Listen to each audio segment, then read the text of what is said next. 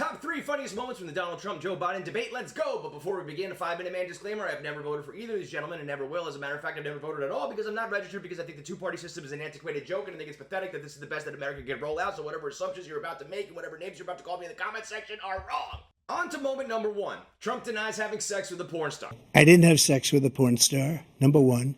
Now, this is not the first time nor the last time a person in a position of political power will be questioned for potentially inappropriate behavior. Try to say that 10 times fast. It's basically just a remix of Bill Clinton.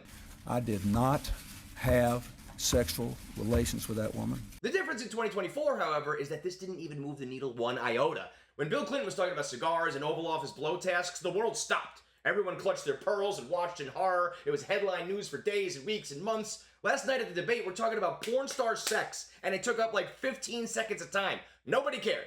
Number 2, Joe Biden short-circuiting. To what we can do with more Border Patrol and more asylum officers. President Trump? I really don't know what he said at the end of that sentence. I don't think he knows what he said either. Excuse me, with dealing with everything we have to do with, look. I think Joe Biden ran out of batteries. Somebody go grab a USB-C cord and come plug this old bitch back in.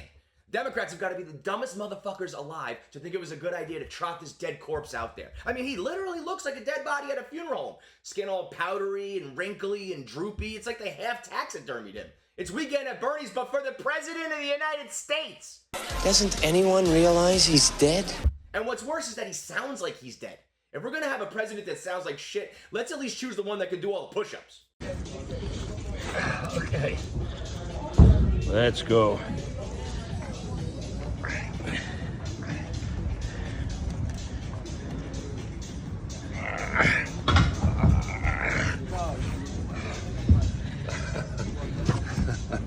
That's a fit boy.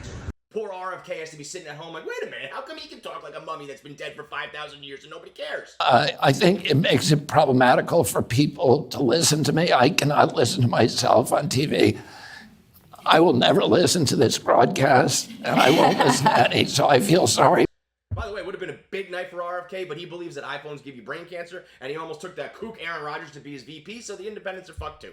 Anyway, the Biden campaign conceded that Joe sounded like shit out of the gates and then told ABC that he had a cold, even though that was never mentioned or discussed anywhere before, during, or after the debate.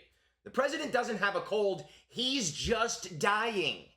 The fact that this was a JV version of a debate and he still stumbled his way through it is no bueno for the Democrats. These were all prearranged questions, there was no live audience, the opposition's mic was turned off when it wasn't their turn, there was no actual live debating, and he still sounded like Billy Madison giving his speech. At no point in your rambling, incoherent response were you even close to anything that could be considered a rational thought.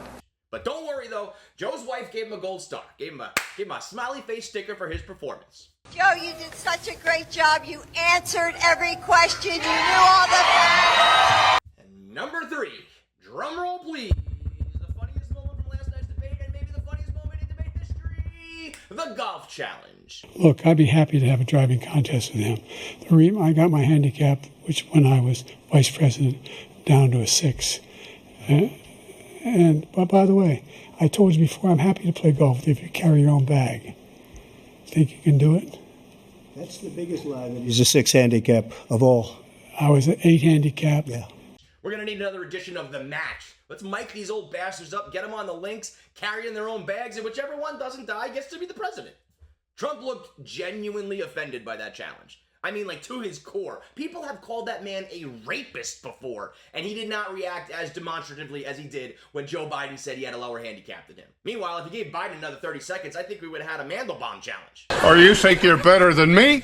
Go ahead, pick out anything in the room here. I'll lift it up over my head. Look, no one is lifting anything. The television. After the debate, Biden's Vegas odds began to drop, with potential replacements Gavin Newsom and Michelle Obama's odds rising, while Donald Trump is now the odds-on favorite to win the election. Taking the stage last night was maybe the worst political move we've ever seen since Howard Dean's Because if there's one thing we learned in this country, you can lie, cheat, steal, scheme, scam, and even become a convicted felon. But if you sound funny when you're on the campaign trail, you are fucked. If Election Day comes and Donald Trump is once again elected president, the Democrats will surely look back at this as one of their biggest strategic blunders. It's a top 3 tactical error of all time, right up there with Pete Carroll throwing the ball on the 1-yard line and Napoleon starting a land war in Russia during the winter. Just incomprehensibly stupid.